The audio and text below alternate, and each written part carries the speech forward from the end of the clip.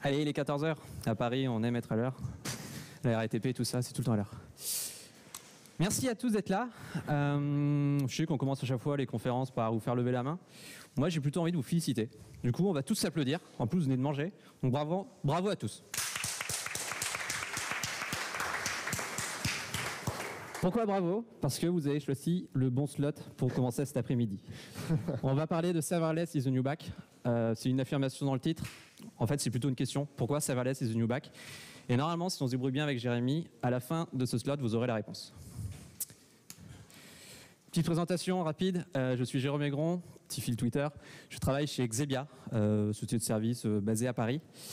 Durant mon expérience de développeur, je me suis spécialisé sur le back Java. J'ai rencontré AWS lors de différents projets. Et au fur et à mesure des projets, les serveurs disparaissaient petit à petit.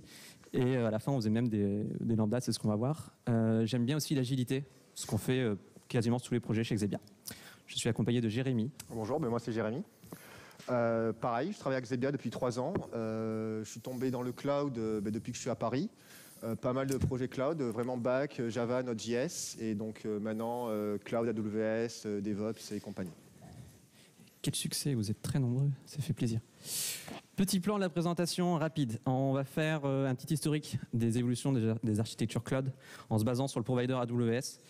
On va ensuite parler de Lambda, un des services serverless d'AWS. On va faire un petit zoom dessus en parlant de ses caractéristiques. Ensuite, on va s'amuser à faire du live coding en développant une API REST, en se basant seulement sur des technologies serverless. Et enfin, quelques cas d'utilisation, retour sur les slides pour terminer, et une conclusion. L'évolution des architectures cloud. Quand on a commencé le cloud, finalement, le premier usage, c'était plutôt que d'aller taper dans les machines qui sont chez moi ou qui sont dans mes data centers, c'est d'aller sur le cloud AWS et de demander une machine. Ok, j'ai une machine qui est provisionnée, par contre, c'est à moi de tout faire. C'est à moi de m'en occuper, de la monitorer, d'installer le logiciel dont j'ai besoin dessus. Bref, à part le fait qu'on puisse l'éteindre quand on en a plus besoin, c'était à peu près le seul avantage. L'offre s'est enrichie. On a commencé à avoir des services managés qui étaient offerts et qui mis à disposition par la plateforme. On va en citer quelques-uns. Beanstalk, c'est le PaaS d'Amazon. Amazon ES, Amazon Elasticsearch, c'est-à-dire que c'est AWS qui vous fournit en fait un cluster Elasticsearch. Ce dont vous avez besoin de faire, c'est de choisir la taille de votre cluster. Je veux tant de machines avec telle puissance. Et après, tout ce qui est provisioning, mise à disposition, gestion des nœuds et tout ça, c'est AWS qui s'en occupe. Par contre, c'est à vous de s'occuper de la taille du cluster. Mes serveurs sont toujours présents, je les ai dans ma console d'administration, et c'est à moi de m'occuper de la partie scalabilité. RDS, même fonctionnement pour la partie base de données SQL, Elasticsearch si on veut du Redis, du Memcache, et d'autres services, on ne va pas tous les lister parce que quand on passe au serverless, il y en a encore plus. Serverless, quelle est la promesse? C'est que cette fois, les serveurs pour moi, c'est pas qu'il n'y en a plus, c'est qu'ils sont invisibles. Je prends l'exemple d'S3. S3, c'est le service de stockage d'Amazon. Donc je vais sur S3, j'ai finalement un répertoire. Je mets des fichiers, je récupère, je les télécharge, je joue avec à travers l'API. Par contre, qu'est-ce qui se passe derrière niveau serveur? Je m'en occupe plus. Le contrat de responsabilité, la responsabilité, c'est plus moi qui l'ai, c'est Amazon qui s'occupe de gérer la scalabilité et la haute disponibilité. Et ça va être ce même contrat pour différents services. DynamoDB, c'est la partie base de données NoSQL en mode clé-valeur. Pareil, j'ai une table. Ce que j'ai besoin de configurer, c'est combien je veux faire de lecture, combien je veux faire d'écriture, et c'est tout. SQS, SES, SNS, on est sur tous les services de messaging. Kinesis, c'est un Kafka administré aussi par Amazon, et il y a pas mal de services sur l'IoT. Et l'Amazon API Gateway, c'est en fait exposer des endpoints REST, enfin une API REST, à l'aide d'AWS. Pendant les différentes démos qu'on va faire pendant le slot, on va se concentrer sur Lambda. Donc Lambda, c'est du Function as a Service. Finalement, c'est le service où je fournis mon code et je ne m'occupe plus de la partie running. DynamoDB, j'ai commencé à en parler, on va aller voir tout à l'heure. Et l'API Gateway, j'en ai parlé aussi. Alors, on va définir ensemble ce que c'est le serverless en une slide. Donc, au risque d'en décevoir peut-être certains, derrière le mot serverless, il y a quand même des serveurs. Il y a quand même des serveurs physiques pour héberger vos données, vos fichiers, pour faire tourner votre code. À la différence d'un truc traditionnel, c'est que ce n'est pas vous qui opérez ce serveur, ce n'est pas vous qui gérez ces serveurs. Donc, ça veut dire justement que vous n'avez pas de serveur à provisionner et à maintenir. Donc, on va le voir tout à l'heure. Quand on doit dire lambda, je choisis un langage, par exemple Java. Donc, je ne vais pas me soucier justement de où c'est que j'installe ce serveur, dans quel data center, comment j'installe, comment je le provisionne, où c'est que j'installe ma JVM, comment je livre et tout ça. Donc ça, c'est fait par le provider de cloud pour vous. Donc avec ça, vos ops, le métier il va un peu changer, enfin il va changer carrément. Ils vont plus faire les tâches rébarbatives, donc j'espère qu'ils vont être contents de ah merde j'ai une VM, il faut que je la patch, il faut que je la mette à jour, parce que j'ai une faille de sécurité dans le batch, que de choses comme ça. Donc en fait, ils vont avoir du temps libéré, du temps de cerveau libéré pour faire des choses à plus haute valeur ajoutée pour votre entreprise. Donc à vous de juger en fonction de vos use cases, mais moi je pense par exemple à du monitoring accru, à de la livraison, à du déploiement continu, à du blue-green deployment. Voilà, il y a plein de choses comme ça qu'ils peuvent faire du coup parce qu'ils n'ont pas à se préoccuper de gérer eux-mêmes les serveurs. Autre caractéristique du serverless, c'est du paiement à l'usage. Donc ça veut dire que si vous n'utilisez pas le service, vous ne payez pas du tout ou très peu. Et en revanche, si vous commencez à l'utiliser, vous allez payer en conséquence, avoir peut-être des factures assez chères. Ça, c'est très pratique pour vos environnements de développement, parce qu'ils tournent de 8h, on va dire, à 20h, ou de 9h à 20h, et il n'y a pas beaucoup de requêtes. Donc en fait, c'est très pratique d'avoir des environnements de dev qu'on peut monter comme ça, qui coûtent quasiment que dalle, parce qu'il n'y a pas beaucoup de trafic. Alors pour 3 chiffres, lambda, donc le service de fonction, c'est 20 centimes de dollars, je parle en dollars, c'est 20 centimes le million d'appels. Donc je vous laisse voir si c'est cher pour vous, mais 1 million d'appels, c'est 20 centimes. On va parler après, bon, on peut aussi autant de discussions, mais 20 centimes le million d'appels. L'API Gateway, donc, qui permet d'exposer ces lambda en HTTP, c'est le million d'appels, c'est 3,50 $. C'est un peu plus cher, mais bon, voilà, ça reste quand même assez raisonnable. Il faut vraiment que ce soit notre trafic. Et DynamoDB, la base de données NoSQL, là, vous ne payez pas au nombre de requêtes. Enfin, si vous payez au nombre de requêtes, vous dites, sur ma table, je veux tant de lecture et tant d'écriture. Et donc là, le provider de cloud, il fait payer en fonction de ce que vous avez provisionné. Serverless aussi, c'est vraiment du scaling, donc de la mise à l'échelle en fonction de votre usage. Ça va épouser parfaitement votre courbe de trafic, dans le sens où vous n'avez plus vraiment du tout, même plus du tout, à vous préoccuper combien faut-il que je mette de serveurs pour avoir une charge nominale, combien faut-il que je mette de serveurs en paire de Noël pour épouser mon pic, quand c'est qu'il faut que j'en retire, combien j'en retire, sur quel trigger je scale. Donc ça, plus du tout. C'est le provider de cloud qui vous dit, DynamoDB, vous dites je veux tant de lectures, il se débrouille pour vous garantir 1000 lectures par seconde si vous voulez. Je prends un exemple, SQS, donc les fameuses files de messages SQS, que vous mettez un message dans la file ou 1 million de messages, vous n'avez rien à faire. Vous mettez, vous allez payer, par contre vous mettez, vous n'avez pas d'ops à faire, il faut que je mette un cluster, des choses comme ça. Et ça va un peu de pair parce que justement tous vos serveurs sont délégués, toute la gestion est déléguée au provider de cloud qui lui sait faire parce qu'il administre en temps réel des milliers, des millions de serveurs. Donc tout ce qui est disponibilité et tolérance aux pannes, vous souscrivez à un service, vous n'avez pas à vous préoccuper de comment, si ce service y tombe, qu'est-ce que je fais. Donc SQS par exemple, quand vous envoyez un message, le message, en fait, il est répliqué automatiquement au sein d'AWS entre tous les data centers au sein de la région. Donc, si vous avez un serveur AWS qui tombe ou même une zone de disponibilité qui tombe, votre message est quand même disponible. Ce n'est pas à vous de gérer. Et donc, maintenant, je vous propose de voir avec Jérôme la première lambda toute simple. Oui, on va s'intéresser du coup au service lambda pour illustrer un peu le serverless. Donc, lambda, c'est function as a service. Finalement, c'est le service où j'ai mon bout de code, j'ai ma fonction. Je vais la donner à lambda et c'est tout. Après, tout ce qui va être initialisation des serveurs, déploiement, c'est lambda qui va s'en occuper lorsqu'il va se passer certains événements. On va revenir dessus. Alors, je vais aller dans la console AWS. Tac. C'est bon niveau, ouais, on voit à peu près. Là, on retrouve les différents services dont on a parlé tout à l'heure, EC2, Dynamo, il y a S3 ici. Nous, ce qui nous intéresse, c'est le service lambda. Donc, c'est marqué dessus, Run without thinking about service. L'idée, c'est je file mon code. Quand ça run, les serveurs, c'est invisible. Donc, on va se créer une nouvelle fonction. Alors là, on va être très basique. On va se prendre un petit Hello World dont le blueprint est fourni par AWS. Hello BDX.io.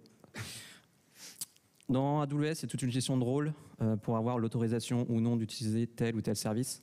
Donc là, il me faut que ma lambda ait le droit de s'exécuter. Donc, j'ai un rôle qui existe, Lambda Basic Execution. C'est le seul droit dont ma lambda a besoin. Et en plus, avec ce rôle, pour être exhaustif, elle va pouvoir loguer dans le système de log Amazon. Donc tous les consoles.log, tous les systèmes.out que vous allez faire, ils vont partir, ils vont être tracés, ils vont être logués. Du coup, ma lambda, c'est quoi? C'est un bout de code. Je vois ce que tu veux dire.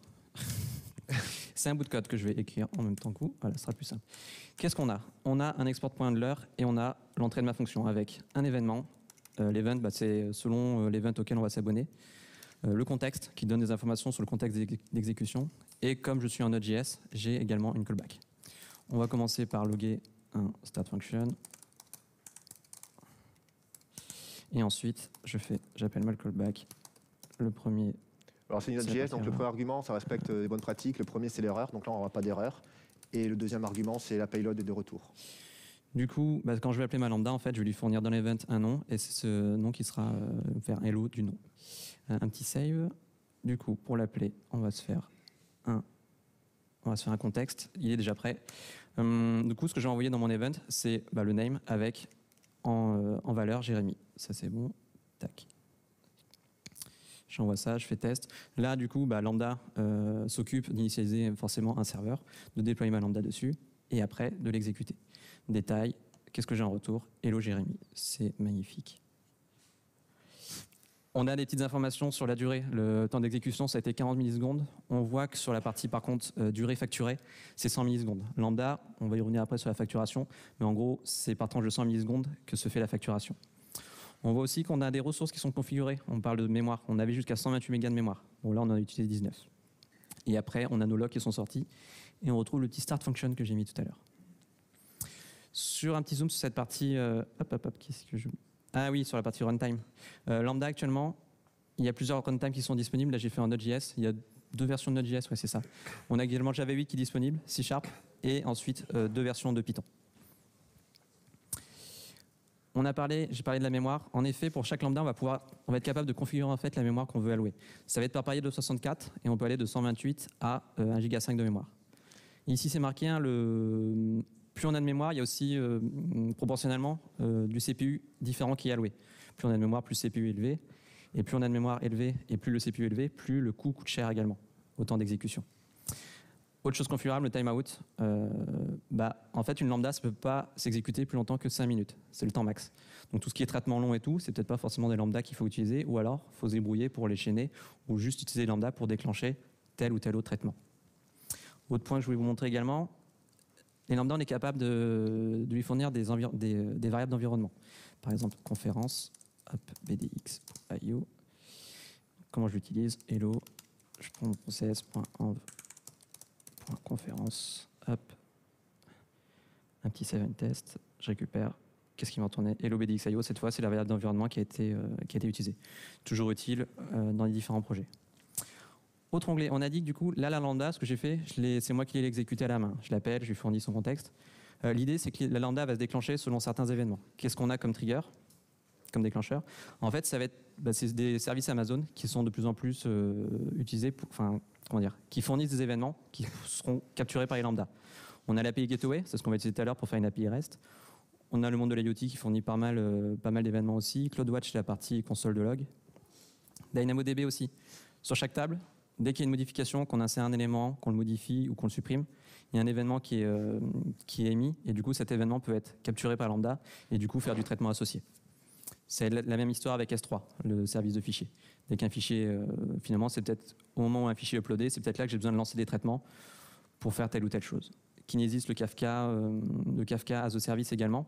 On va pouvoir consommer les streams avec lambda, et SNS pour la partie messaging. Dernier point pour cette démo, c'est la partie monitoring. AWS fournit du monitoring de base sur le nombre d'invocations, la durée de la lambda et tout. Et tous les logs ensuite, puisque les lambdas vont être instanciés à la demande et sont les événements. Et du coup, pour retrouver où sont mes logs, ils sont sur les serveurs, ouais. Mais les serveurs, j'en ai pas en fait. Tout ce qui est log, ça va être centralisé dans le service CloudWatch. Donc là, hop, je retrouve les logs de mes lambdas. Je vais voir le start function. Hop. Je ne vais pas arriver ici. Si je ferme ça ici, tac. Voilà, start function. Voilà pour la lambda. Ouais. On est bon? On est bon. Allez, on retourne. C'est bon? Vous suivez? Ça va?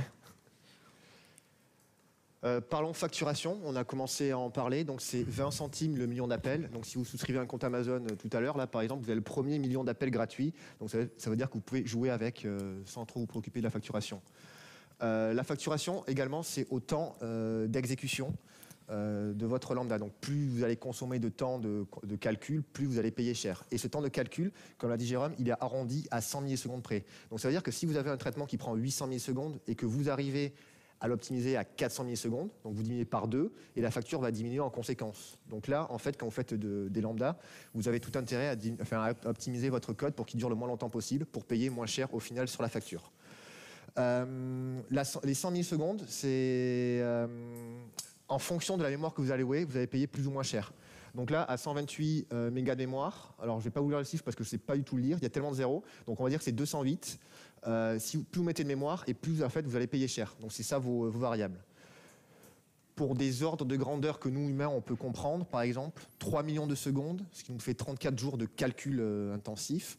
Si je mets 512 mégas de RAM, donc 512 mégas, c'est quand même pas mal pour une lambda sur ton Node.js, ça nous coûte 25 $. Si je mets le double, c'est-à-dire 75 jours de calcul à 128 mégas, donc là c'est le minimum possible, ça revient 12,50 $. Donc je vous laisse à vous de voir si c'est cher ou pas en fonction de vos budgets. Ça dépendra de chacun. Une caractéristique très importante du serverless et notamment de Lambda, c'est que c'est stateless. C'est-à-dire que si vous avez une session utilisateur, donc une navigation utilisateur, deux appels successifs à la même lambda, enfin au même service, vous n'êtes pas sûr que ça tombe sur la même instance de votre lambda. Donc si vous avez besoin de stocker des données, une session utilisateur, des fichiers, ça peut marcher parce que deux requêtes, elles peuvent tomber la même lambda, mais comme elles ne peuvent pas tomber sur la même lambda. Alors dans quel cas justement Amazon en fait il va créer ou supprimer des lambdas. Donc Amazon, il va créer des pools de lambda, il va créer pas mal de lambda pour épouser votre trafic. Il faut savoir que dans lambda, il n'y a pas de concurrence. C'est-à-dire que si vous avez une requête qui prend 2 secondes, et si vous avez une requête qui arrive en suivant, la même lambda ne pourra pas servir les deux requêtes. Donc ce que va faire AWS, c'est qu'il va créer une autre lambda en parallèle pour servir votre requête. Donc en fonction de votre trafic, le nombre de lambda, il pourra grossir ou diminuer. Donc il va grossir, donc là vous n'êtes pas garant de tomber sur la même fonction. Et AWS va vous les supprimer, vos lambda. Donc voici les cas où il va supprimer. Donc le premier cas, justement, c'est le plus facile. C'est qu'il a fait grossir un pool de lambda. À un moment donné, il va dire oh, bah, tu ne les utilises pas toutes, donc je vais les supprimer. Donc là, si vous avez stocké des choses dans votre lambda, bah, vous les perdez. Autre cas qui va de pair, c'est l'inactivité. Si vous avez une lambda qui, au bout d'un certain temps, n'est pas utilisée, alors je dis bien un certain temps parce que ça c'est important, parce qu'AWS ne communique pas sur ce certain temps. Il y a des gens qui font des tests avec toutes les versions de langage, de mémoire, pour arriver au temps. Donc on arrive entre 5 minutes et une demi-heure en fonction de la mémoire. Donc si au bout de 20 minutes, par exemple, votre lambda n'est pas utilisée, AWS va la supprimer. Là, sur celui-là, on ne contrôle rien du tout. La mise à jour de serveur, donc là c'est Amazon, en interne il fait des mises à jour de serveur, donc vos lambda en fait, il va peut-être les prendre, il va finir l'exécution, il va les prendre, il va les supprimer, il va en remettre d'autres. Donc là vous maîtrisez rien. Donc votre code en fait, il pop, il est supprimé. Si justement vous ne gérez pas des exceptions, un null pointer exception, que vous faites un try catch, vous avez oublié de faire le catch justement, AWS il voit que lambda est en erreur, il la supprime, il va en mettre une autre à la place. Et enfin justement, à chaque fois que vous déployez une nouvelle version de code, donc une version N+1 de votre code que vous livrez, ce que va faire AWS, c'est qu'il va invalider toutes vos lambdas et il va mettre les nouvelles lambdas qui vont bien en production. Donc tout ça pour dire quoi? Donc c'est stateless. Donc si vous avez des besoins de persistance, stocker des sessions, stocker de la data, des fichiers, passez surtout par des data stores externes. Donc Amazon en fournit pas mal. Donc pour les fichiers, vous avez du H3. Pour tout ce qui est session utilisateur, vous avez du Amazon Elasticache, donc c'est du Redis Manager, Redis ou même Cache. Et si vous voulez des bases de données, vous avez du Amazon DynamoDB en serverless, où on peut même mettre des bases de données SQL qui sont du RDS, donc du Oracle, du MySQL. Ah oui, autre point très très important justement que vous allez entendre dans la littérature si vous lisez des articles sur ça, c'est le fameux call start. Alors le call start, comment l'expliquer simplement? C'est le temps que met votre lambda au premier démarrage à s'exécuter.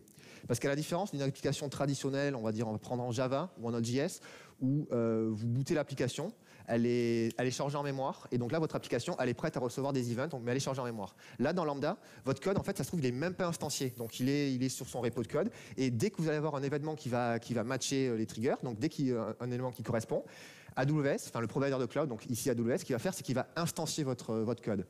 Donc, instancier votre code, ça prend du temps, parce qu'en fait, ce qu'il va faire, on le devine, l'algorithme on le devine, il n'est pas public. Ce qu'il va faire, c'est qu'il va prendre votre package que vous avez stocké, il va le télécharger sur ses serveurs, parce que oui, il y a des serveurs, encore une fois, il va le télécharger sur ses serveurs, il va lancer un conteneur, il va correspondre à ce code, donc c'est lui qui gère ça, et il va booter votre code. Donc votre code, voilà, donc il va démarrer, et enfin, il va servir la requête de l'internaute, de votre event. Donc, Là où nous, développeurs, on a la main sur le cold start, c'est justement, plus on fournit un package gros, donc si 20 mégas, ça va mettre plus de temps à se télécharger sur les serveurs. Donc on a tout intérêt à mettre le moins de dépendance, le moins de librairie dans notre code. Autre point où on peut jouer, c'est sur l'initialisation. Donc là, vous reconnaissez le handler. Donc ça, c'est du code qui va être appelé à chaque invocation. Donc ça, c'est le code qui va répondre à ma requête, à mon event. Donc souvent dans mon code, j'ai besoin d'initialiser des pools de connexion à du HTTP, du SQL. Donc j'ai tout intérêt à le faire hors de ce handler, de le faire à l'extérieur. C'est-à-dire que je vais le faire au démarrage de la lambda. Certes, le call start, mais je ne pourrais pas l'éviter, ça va être un peu long, mais je le paierai qu'une et une seule fois. Après, à chaque requête, le handler, tout ça sera initialisé et ça va répondre assez rapidement. AWS, justement, parce qu'avant on se posait beaucoup de questions, combien je perds dans mon call start. AWS fournit un service qui s'appelle X-Ray. Donc en fait, c'est une sorte d'APM qui permet de monitorer finement vos lambdas, mais pas que. Donc dans les lambdas, on va pouvoir voir le temps de call start que ça prend. Donc il va y avoir 2 captures d'écran. Elles valent ce qu'elles valent. Ce sont 2 exemples que j'ai faits. Si vous voulez plus on va dire d'accuracy sur ça, plus de métriques, lisez les littératures des gens qui ont benché tous les langages, toutes les mémoires, parce qu'en fait, plus vous allez mettre de mémoire, plus de CPU, et plus le call start va être diminué. Donc là, moi, j'ai mis 128 mégas de mémoire, j'ai pas mis grand-chose. Donc ça, c'est comme ça. Donc ça, c'est le code de mon handler. Donc c'est ce qui répond à ma requête internaute. Donc là, il dure 1 seconde, de 1.4 à environ 1 seconde, il va durer. Je crois que j'ai fait un thread.sleep de 800 000 secondes ou d'1 seconde. C'est du Java. Et donc tout ça, c'est mon call start. De 0 à 1,2, 1,4, en fait, c'est mon call start. Donc ça, c'est la partie, en fait, on le voit très bien ici, où le provider de cloud, il va faire ses trucs, il va télécharger le package, revenir son conteneur. Et ça, c'est l'exécution de mon code. Donc en Java, comparé à Node.js, c'est particulièrement long. Donc un call start Node.js, en moyenne, moi, ce que je vois, c'est 200, 300, 400 millisecondes. Et en Java, c'est plutôt de l'ordre d'1 seconde. Donc c'est pour ça que Node.js est pas mal utilisé pour les lambda, parce que c'est assez rapide à booter. Hop, ici. Nouvelle démo, un peu plus complète que juste la lambda. On va s'amuser à monter une petite API REST avec serverless. Finalement, qu'est-ce qu'on va faire? On va juste exposer 2 services. Un service qui nous permet de lister des participants, des attendees, et un autre qui va nous permettre de récupérer un participant selon son identifiant. 2 services get, un list et un get. Pour exposer ces 2 services, on va passer par l'API Gateway, donc va nous fournir finalement les 2 endpoints REST. À chaque endpoint, il y aura une lambda qui va être associée pour répondre lors de l'appel de cet endpoint. Ma lambda est déployée et répond à l'appel. Et ensuite, les lambdas vont aller chercher les informations dans DynamoDB. C'est là-dedans qu'on va stocker finalement nos attendees. À travers cette démo, on va essayer de répondre à plusieurs questions. Comment ça se passe finalement lorsque je suis en serverless pour organiser mon code? Comment je fais mes tests? Comment je veux tester en local? Parce que serverless, j'ai pas de serveur, ok, je l'envoie dans Lambda, ça se lance. Mais en local, comment je peux simuler mon environnement et comment je teste mon API? Quels outils je dois utiliser? Et surtout après, comment je déploie dans AWS sans forcément passer par la console comme j'ai fait tout à l'heure lors de la première démo. Alors, on est parti. Tac. Du coup, ici, j'ai juste bootstrappé un premier projet. DynamoDB. Ouais. On peut y avoir du DynamoDB. Je vais le faire juste après. Juste, qu'est-ce qu'il y a? Il n'y a rien dedans. On a juste un repository. On a configuré la partie DynamoDB justement pour le SDK pour pouvoir travailler avec. On va aller dans Dynamo juste après. Et on a un test-utils.js qui va nous servir pour les tests ensuite. Un petit zoom juste sur le package.json. Il n'y a rien de secret. Ouais, donc là, on est en Node.js, on a un package.json. Vous reconnaîtrez vos dependencies, vos dev dependencies, vos parties script. Vous êtes en Java. En Maven, c'est votre pom.xml, vous êtes en Gradle, c'est votre Gradle.build. Donc là, en fait, rien d'extraordinaire, c'est traditionnel. On va aller en effet dans Dynamo. Hop, je prends juste les informations au passage. Donc juste avant, on a créé une table DynamoDB avant d'arriver dans le talk. Donc ce qu'on va faire, c'est elle représente des attendees. Donc ce sont des participants comme vous à des conférences et on va vouloir les lister tout ça. Donc vas-y. Du coup, juste un petit zoom sur la partie Dynamo. On disait tout à l'heure. Juste, je vais enlever ça. Tac. On disait tout à l'heure que Dynamo, quand on veut l'utiliser, tout ce qu'on a à fournir, c'est la capacité de lecture et la capacité d'écriture que l'on souhaite sur la table. Bon, là, on est en dev, on s'amuse juste un petit peu. On est capable de lire un item par seconde et d'en écrire un également par seconde. Et là, vous avez le prix, donc c'est 66 centimes au mois. Donc pour les environs de dev, c'est pas très très cher. Du coup, je me crée mon premier item en JSON. Tac, c'est moi. Je vais rajouter Jérémy. Okay, donc là, on alimente la table via la console, mais on pourrait le faire via l'API, via le SDK, donc on choisit pour que ce soit visuel la console. Exactement. Je vais passer, pour que ce soit plus simple, en Presentation View. Hop.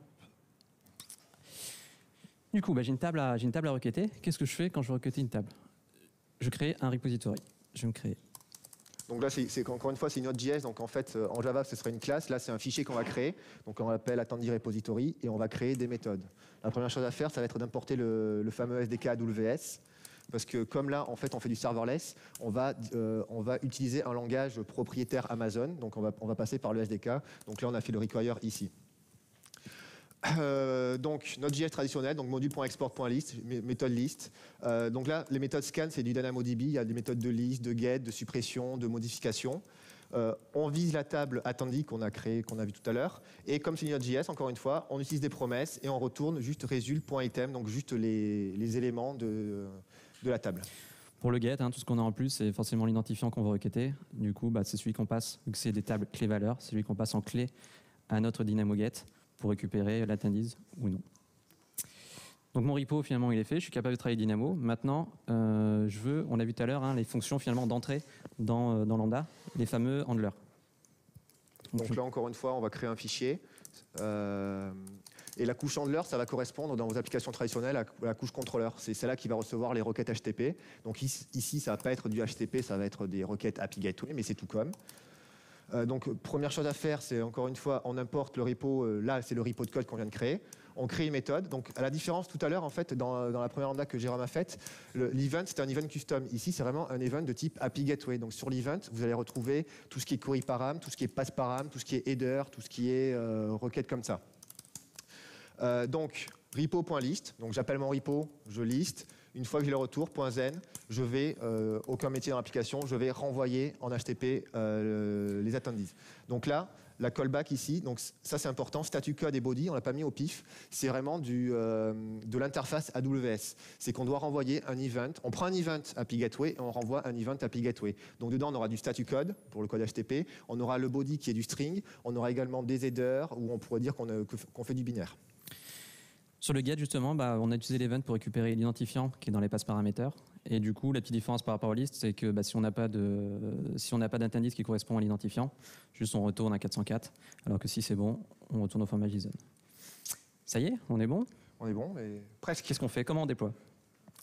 Comment on déploie? On pourrait faire comme tout à l'heure, on pourrait s'amuser à aller dans la console, à mettre notre code et tout, mais finalement c'est assez fatigant et on aimerait bien faire ça de façon plus triviale et avoir peut-être un petit outil pour nous aider.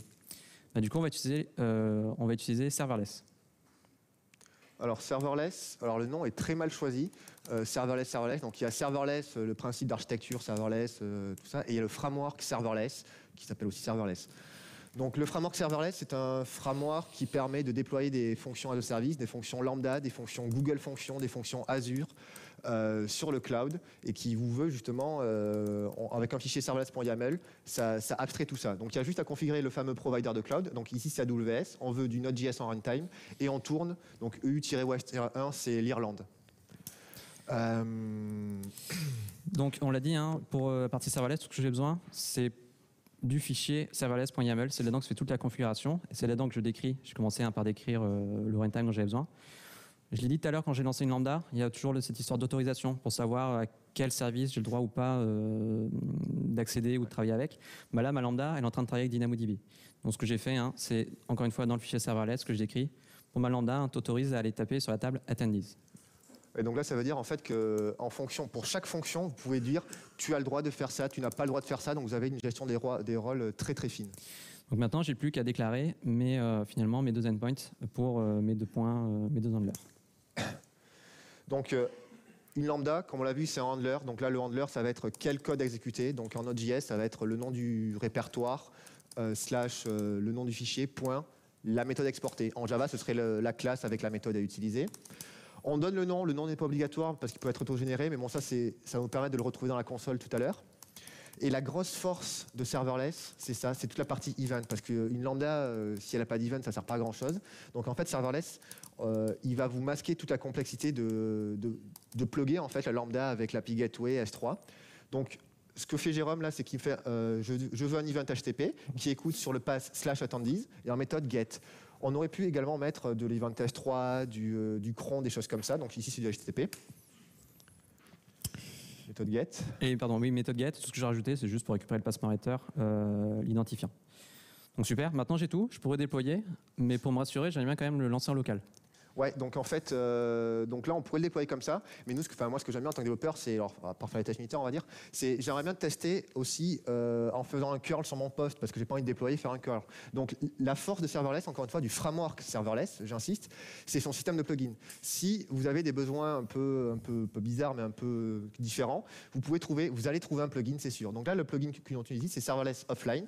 Donc ce plugin, ce qu'il va faire, c'est qu'il va simuler la partie API Gateway d'Amazon. Donc pour ce faire, en fait, il va parser le fichier serverless qu'on a créé et il va démarrer une application express, un serveur HTTP qu'on pourra interroger en localhost. Je ne sais pas si vous voyez, on va faire avec. Donc pour le lancer, c'est très simple. Je crois que c'est serverless offline start. J'espère que c'est ça, oui. Hop là. Voilà, donc là on le voit bien. Il a trouvé deux routes, notre get, nos deux get. Il expose sur localhost 3000. Bah, du coup, on va essayer d'appeler ces deux routes, voir à quoi ça ressemble. Ouais, ça tient. Voilà, donc là, en fait, ça veut dire qu'on arrive à taper notre code qu'on a fait en local. On peut le tester, on peut brancher notre application React, Angular en local. On peut débugger, on peut faire de façon traditionnelle. Juste pour info, tout est en local. On déploie le code en local et tout, en effet. Par contre, pourquoi les informations qu'on a récupérées, Jérémy Pinsol et Grand Jérôme, c'est celles, bien sûr, qu'on a mis dans le service DynamoDB tout à l'heure. Ouais, parce qu'en fait, notre terminal est configuré pour avoir les credentials AWS. Bon, c'est un détail qu'on ne va pas montrer, mais... Et juste la deuxième route, si je récupère l'attendees avec l'identifiant 2, je récupère bien Jérémy Pinsol. Super, maintenant, j'ai plus qu'à le déployer, ça va fonctionner. Ce serait bien de le déployer maintenant. Hop. Donc là encore, en fait, serverless va être du grand aide parce que serverless va nous faire toutes les tâches fastidieuses de déploiement. Je vais packager, je vais déployer. Donc là, le serverless deploy, voilà, il va packager notre application et tout ce qui va être allocation de ressources dont on a besoin dans AWS. Il y a un langage de scripting dans AWS, c'est CloudFormation. Il va s'occuper de créer le fichier CloudFormation, de l'uploader dans AWS. La stack va se créer, on va avoir nos lambdas qui vont être déployés, nos droits qui seront associés à la lambda. Et ensuite, on aura nos services, nos endpoint traces qui seront disponibles et qu'on pourra ensuite appeler. Alors pendant la création qui va prendre 2-3 minutes, je te propose de faire un test unitaire pour voir comment on fait un test unitaire parce qu'on est Craftsman avant tout. Bien sûr. Alors là, les tests unitaires, je pense que ceux qui font une Node.js vont se reconnaître, mais bon, dites-vous qu'en Java, c'est pareil. Donc là, en fait, vous allez voir, donc on crée un fichier. Ce qu'on va faire, c'est qu'on va importer nos utilitaires de test. Donc là, en Node.js, c'est du Mocha, du Shape pour tout ce qui est assertion. En Java, ce serait du Ginit, votre Mockito, votre WireMock, tout votre système de mock. Donc ça, c'est ici, vous initialisez. Donc c'est une Node.js, donc discrètement test. Ce qui est important, le before hook qu'on peut vous montrer, c'est que là, on fait plus qu'un test unitaire, on fait un test d'intégration. C'est-à-dire en fait qu'on va taper de la couche HTTP jusqu'à la couche basonnée. Donc on va pas moquer la basonnée, on va utiliser la version locale. C'est rare, mais Amazon fournit DynamoDB local. Donc en fait, c'est une base de données locale DynamoDB qu'on peut lancer. Donc là, ce qu'on fait, c'est qu'au début du test, on va démarrer la base de données. On appelle notre méthode ici, là qu'on va appeler. Oui, c'est bon. Donc c'est... Voilà. Donc, avant de l'appeler, on va créer un event. Donc l'event, là, on va forger un event API Gateway, donc avec le fameux pass paraméter. Donc on va essayer de récupérer une personne qui a l'identifiant test 1. Pourquoi test 1 parce que c'est celui qu'on a inséré dans la partie attendees. Très bien vu. On appelle notre méthode get avec l'event qu'on crée.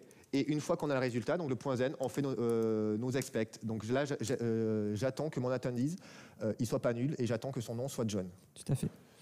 Donc on lance nos tests. Donc npm test. Donc là, c'est pareil. Voilà, test fail. Qu'est-ce qu'il dit juste pour voir en 30 secondes? Ouais. Il dit beaucoup de choses. Version de Node. Ah, version de Node. Oh, donc là, on se met en Node 6 parce qu'il était en Node 0.12, je pense. Ça va, ça va. Test. Ah, c'est mieux. Voilà, donc on voit ici en bas qu'il crée la table et que le test est passé. Voilà, CTRL-C et c'est bon. Oui. Du coup, pendant qu'on vous montrait comment faire des tests unitaires, et n'hésitez pas à en faire, la partie serverless a fini de déployer. Donc là, on retrouve nos deux endpoints. Donc cette fois, on n'est plus sur du local, hein, on est bien sur de l'API Gateway et sur des choses qui sont disponibles sur Internet. Vous pouvez essayer de taper ces URL, vous verrez, ça répond. On va essayer de les appeler nous aussi. Hop.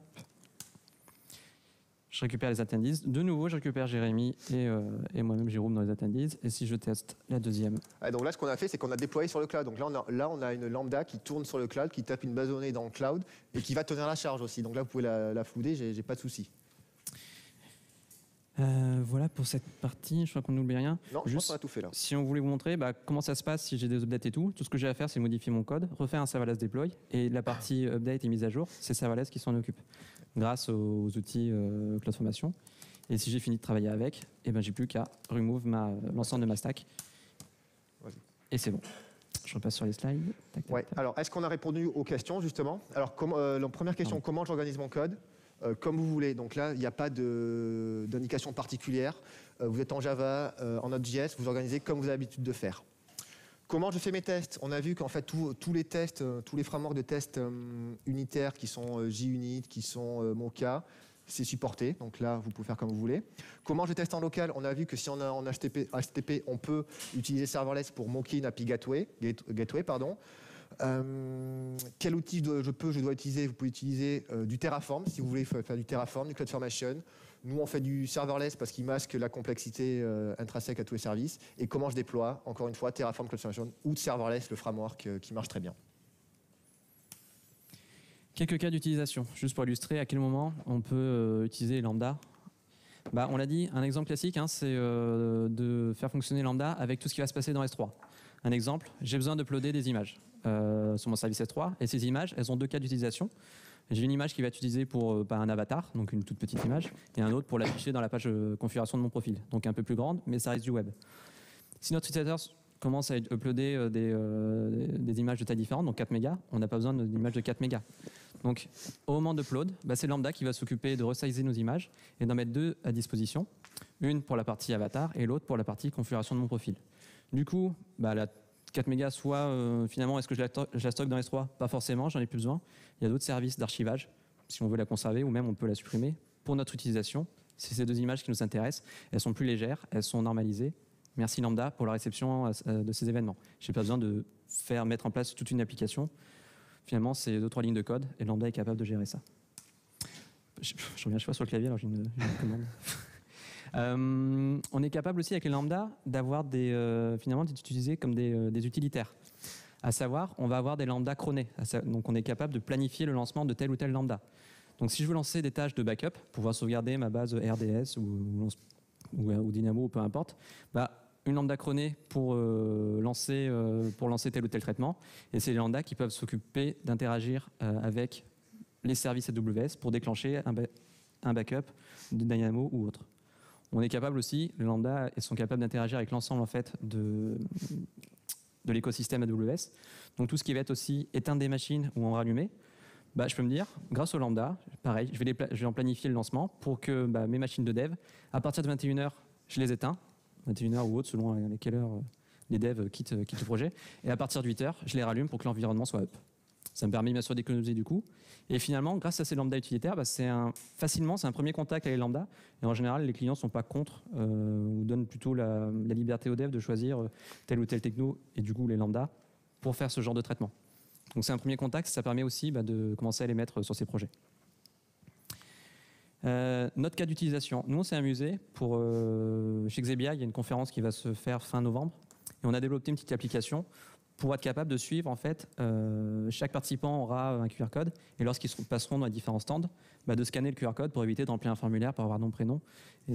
Alors que cette information, finalement, on l'a déjà. C'est le conférencier qui le connaît. On parlait d'expérience utilisateur ce matin, c'est exactement le cas. Donc, on s'est dit, pour faire cette application, on va s'amuser à faire tout en serverless pour voir si vraiment on est capable de faire une application qui devra tenir la charge lors d'une conférence. La stack, c'est exactement la même que celle de la démo finalement qu'on a faite. On a une API Gateway pour exposer tous nos endpoints REST. On a des lambda qui vont être associés aux différents endpoints. Et tout ce qui est stockage de nos données, c'est dans DynamoDB. Grâce à ça, on a une API qui est exposée à la fois pour l'application mobile, pour une application d'administration. On peut peut-être vous montrer un bout de code. Ouais, juste un Oui, je te montre petit le bout code. de code, ouais. Ouais. Si tu l'as. Tac, ouais, je l'ai. Donc encore une fois, c'est une Node.js. Donc là, en fait, c'est du TypeScript même qu'on a fait. Hop, elle est ici. Hop, elle se lance, super. Yep. Vous voyez à peu près? Oui. Attendez, tac, je vais faire ça mieux. Tac. Hop.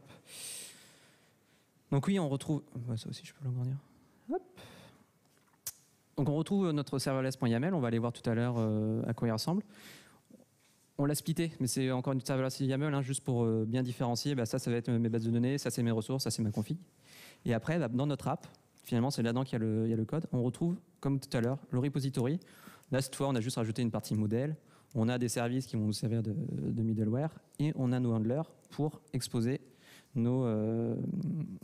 finalement nos endpoints. Ouais. Serverless, juste rapidement. Serverless, oui. Alors là, vous allez voir justement, parce que quand on fait une application comme ça, on va dire, d'entreprise ou autre, on a besoin de plus que Serverless nous fournit. Donc, encore une fois, le fameux système de plugin est assez agréable à utiliser. Donc, premier plugin, Serverless DynamoDB local. Donc, ça veut dire que là, quand vous allez démarrer votre offline start, il va vous démarrer une base de données DynamoDB en local. Vous n'avez pas besoin d'aller taper sur le cloud. On a fait du Webpack, donc forcément, Serverless Webpack, on a le hot reload, ça fonctionne très bien. Serverless offline, on l'a montré, ça permet de créer une API gateway en local. Domain manager, parce que là, je ne sais pas si vous avez vu tout à l'heure, les noms de domaine, ils sont à rallonge. Sauf que nous, on voulait coller un nom de domaine à .xebia.fr. Donc on peut très bien. On a trouvé un petit plugin. J'ai même contribué dessus pour mettre le nom de domaine qui va bien. Tout ce qui est configuration de l'API gateway, on peut le faire ici. Et le tracing, on parlait de X-Ray tout à l'heure. Donc Serverless ne supporte pas encore X-Ray pour voir le call start. On a trouvé un petit plugin qui permet d'activer le X-Ray et on est bon. Et dernier truc, pour le call start, pour retarder le call start, en fait, on a un plugin warm-up, on a trouvé, qui permet de maintenir tout le temps une lambda chaude pour éviter le temps de call start. Hop. Alors, donc là, on vous a surtout montré les avantages de serverless, mais il ne faut pas se voiler la face. Serverless, c'est avant tout, en général, le serverless, c'est souvent du vendor locking, parce que quand vous utilisez votre DynamoDB, c'est du SDK propre à DynamoDB. Votre SQS, c'est pareil. Donc, ça dépend en fonction de vos usages. Vous allez être locké un provider de cloud. Bien que le framework serverless, pour tout ce qui est déploiement, pour tout ce qui est lambda, fait abstraction de tout ça. Également, qu'en fait, quand vous faites une architecture cloud, il faut vraiment la penser pour le cloud parce que vous allez rencontrer pas mal de limites qui sont listées là. Je vais y revenir sur les services. Donc nous, dans notre expérience qu'on a trouvée, rappelez-vous que lambda, c'est 5 minutes. Donc si un traitement de plus de 5 minutes, ça ne marche pas. Il faut trouver des moyens. Donc se rappeler soi-même, mettre dans une file de messages ou des choses comme ça. L'API Gateway, c'est 30 secondes. Donc si vous avez une requête HTTP qui fait plus de 30 secondes, donc un export, quelque chose comme ça, l'internaute, la connexion sera coupée, il aura un 504. De même, l'API Gateway d'Amazon, c'est 10 mégas, la payload maximum, c'est 10 mégas. Donc il faut faire ses développements en fonction. DynamoDB, donc la base de données, donc on peut mettre autant de colonnes que l'on veut. En revanche, la seule limite qu'on a pour un item, c'est 400 kg. Si vous avez un item qui fait plus de 400 kg, ça ne marche pas. Et pareil pour les index, c'est 10 index maximum, 5 locaux, 5 globaux. Enfin bref, c'est pour vous dire qu'il y a des limites, il faut connaître ces limites pour faire une vraie conception orientée cloud et tirer le plus parti de tous les services. Alors ça, c'est un avis qu'on a nous, il n'y a pas encore vraiment de best practice, notamment avec serverless, le framework serverless, encore une fois, pour tout ce qui est promotion de package. On crée un zip, mais je n'ai pas trouvé que c'était très agréable de dire je veux que la même lambda soit en dev, puis en QA, puis en recette, puis en pré-prod, puis en prod. Donc ça, c'est réinventé encore. Si vous utilisez du Terraform, ça va très bien marcher. Par contre, serverless, c'est pas encore ça. Alors, en conclusion, est-ce que serverless is the new back? Est-ce que c'est la techno à mettre sur les projets? En tout cas, c'est une techno qui fait vraiment parler d'elle. On tend vers ça, donc on va résumer pourquoi. Alors, pour nous, d'abord, développeurs, on voit qu'on n'est pas perdu. C'est vraiment un outillage traditionnel qu'on utilise. Donc, je vais dire encore une fois, vous pouvez utiliser du Spring dans les lambda, du Juni, des choses comme ça. C'est très facile à mettre en œuvre. Donc là, en 10 minutes, avec Jérôme, on a déployé publiquement une API dans le cloud avec une base de données qui tient la charge. Donc c'est très simple à faire. Ça s'intègre bien à nos workflows de développement parce qu'en fait, on peut créer, supprimer, comme on a vu, serverless deploy, serverless remove, des environnements très simplement. Donc pour les feature branches, on peut créer un environnement feature branch, on l'a testé, on le supprime. On paie pas cher puisque si on n'utilise pas les lambdas, c'est pas payant.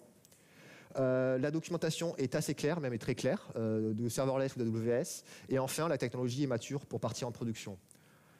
D'un côté Ops, pourquoi les Ops ils vont aimer? Parce qu'en fait, les coûts de maintenance vont être diminués. Ils vont vraiment pouvoir se consacrer à des tâches qui ont plus de valeur ajoutée pour l'entreprise, plutôt que de redémarrer des serveurs, que de patcher ci ou patcher ça. Tout ce qui est hot dispo et mise à l'échelle, ben, c'est automatiquement géré par le provider de cloud. Il sait faire. Donc, on n'a plus à penser à ça. On pense vraiment à des use cases métiers. Et enfin, les ops, le monitoring, ils peuvent très bien brancher leur outil de monitoring interne, leur Nagios, lorsque vous voulez, sur le monitoring AWS. Donc, il y a des ponts. Donc, l'alerting, c'est géré. Et pour les DSI, pourquoi en fait on voudrait faire un projet en serverless? Parce que aussi bien les devs que les ops que le métier, en fait, ils se focus sur le code et non plus sur où il va tourner, comment il va tourner, pourquoi ça va faire ça, comment ça va scaler. Donc, le time to market est réduit. On peut produire plus de features et contenter au mieux nos utilisateurs. Et enfin, on paie à l'usage. Donc, si on paie pas, si on n'utilise pas, nos environnements de dev, ils sont quasiment gratuits. Alors nous, on a des questions. Qui c'est qui a appris quelque chose pendant ce slot à main levée? Franchement, ça nous fait plaisir. Et qui va essayer de jouer avec serverless? Peut-être pas ce soir, il y a à boire, peut-être demain ou le week-end, en pari à main levée. Yes. D'accord. N'hésitez pas, j'y pense, sur AWS, vous pouvez vous créer un compte et il y a un free tier. Donc c'est-à-dire que vous pouvez jouer avec sans savoir à payer les ressources que vous utilisez. Il y a une limite, c'est limité en quantité de ressources que vous allez utiliser. Ouais. Mais pour commencer à jouer avec, c'est juste top. Je crois que c'est 1 million d'appels de lambda avec des secondes gratuites, des heures gratuites. Merci à vous.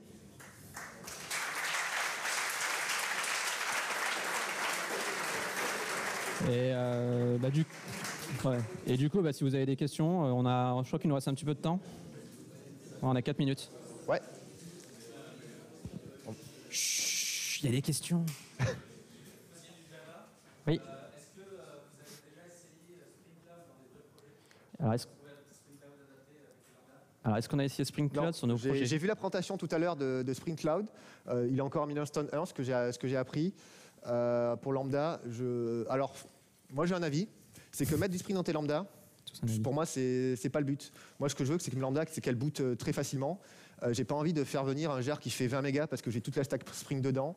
J'ai pas envie de me payer un call start de 10 secondes parce qu'il faut que je démarre mon Spring. Donc, tu peux le faire, mais quel est l'avantage de Spring? Est-ce que si tu veux utiliser un truc de gestionnaire de dépendance, un gestionnaire d'injection de dépendance, tu peux utiliser du Juice, peut-être des choses comme ça qui sont peut-être plus légères que Spring. Donc j'attends de voir ce que ça va donner. Après Spring Cloud, on l'a pas utilisé pour les lambda. Par contre, pour l'écosystème AWS, ça s'interface quand même bien en effet avec les autres services existants d'AWS et ça apporte quand même son lot de fonctionnalités et ça facilite aussi le travail du dev pour l'avoir utilisé sur d'autres projets. Oui, d'accord. Mais pour les lambda, en effet, ça match moyen. Y a-t-il d'autres questions? Oui. Oui, une question sur la gestion des multi-environnements. Vous avez dit qu'il n'y a pas trop d'intégration continue, mais comment ça se passe Alors pour la gestion des multi-environnements, je répète juste pour le micro. Comment ça se passe? Alors, en fait, est-ce que tu peux montrer juste le... Ouais. Donc, en fait, les ressources, elles sont toutes nommées. Je ne sais pas si vous avez vu. Donc, on a créé une table DynamoDB attendee. Donc, en vrai de vrai, en fait, on va l'appeler dev-attendee. Pré-prod-attendee. Et en fait, donc, avec serverless, est-ce que tu as le fichier serverless? Ouais, juste le fichier pour qu'on voit. Oui, tout à fait. De la vraie... Donc, en fait, on a une notion de stage. Dans XQR Code ou... Ouais. Donc juste les variables là, ici, j'ai pas là. Ce qu'on voit, c'est on passe un stage. Donc quand on va déployer, on va faire je deploy stage prod, stage dev, et en fait toutes nos ressources vont être nommées. Donc là, elles sont suffixées, on peut les préfixer en fonction de l'environnement, et donc c'est très facile à monitorer, à détruire. Par contre, en effet, c'est aux développeurs d'y penser pour s'organiser. Encore une fois, ça fait partie des best practices de penser à suffixer nos ressources pour pouvoir, je peux faire un serverless deploy, tirer stage en effet, et là. De toute façon, il va te le dire. Je pourrais pas créer la stack avec stage. Oui, tu vas te faire jeter. S'il y a d'autres questions, il reste 2 minutes d'après le panneau. Oui, il y a plein de questions. Oui. Mince. C'est Lilian qui choisit. Tiens, t'as un micro. J'ai vu dans la liste des runtime disponibles qu'il y avait, ça proposait du Java, du Node et tout ça, PHP. Vous savez pas si. Alors en fait, ils sont pas. Je crois qu'il y a un moyen de contourner et de faire tourner sur les lambda ce que tu veux. J'ai pas creusé le truc, je sais que c'est possible. En fait, ce que tu fais, tu peux faire tourner du Go si tu veux, mais bon, c'est pas officiellement supporté. C'est qu'en fait, derrière le lambda, c'est du Linux. En fait, c'est un conteneur, c'est du Linux. Donc en fait, tu peux très bien faire un appel Python, un appel Node.js qui va runner un process PHP Go, donc tu peux, mais c'est pas officiellement supporté. Donc voilà, c'est pas fait pour. Tu vas contourner le système, mais ça marche. Il y en a qui le font. Tu peux le faire. Il y avait d'autres questions derrière. Ouais. Je sais.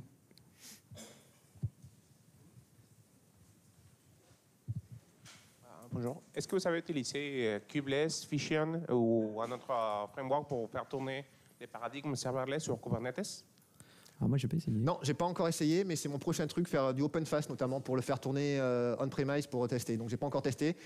Mais voilà, c'est la mouvance aussi parce que pas mal de clients veulent, ok, c'est bien le cloud, mais j'ai peut-être des traitements métiers que j'aimerais faire tourner chez moi, mais avoir la souplesse d'un serverless. Donc j'ai pas encore testé, je peux pas te dire, mais C'est ça pourquoi serverless is the new back. On sent bien que pour les différents cloud providers, c'est vers ce mode d'architecture qui tendent et que les nouveaux services, c'est avec cet état d'esprit qui sont déployés.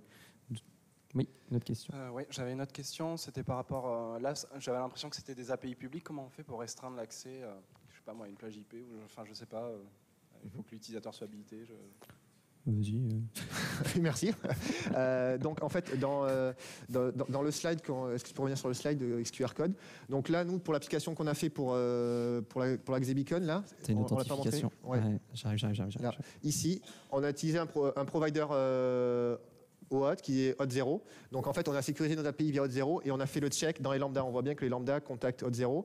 Mais si vraiment être full Amazon, vraiment encore full Amazon, tu peux faire du cognito. Donc il va te gérer des credentials Amazon ou tu peux interfacer avec ton système, du SAML, des choses comme ça. Donc c'est possible. On l'a pas fait parce qu'on n'a pas le temps, mais tout est possible. Il est 50, c'est la fin de la conf. N'hésitez pas, si vous avez d'autres questions et tout, à venir nous reparler. Enfin, vraiment, c'est un plaisir de discuter de ce sujet. Ou alors par Twitter ou autre, n'hésitez pas. Merci à tous. Merci bien.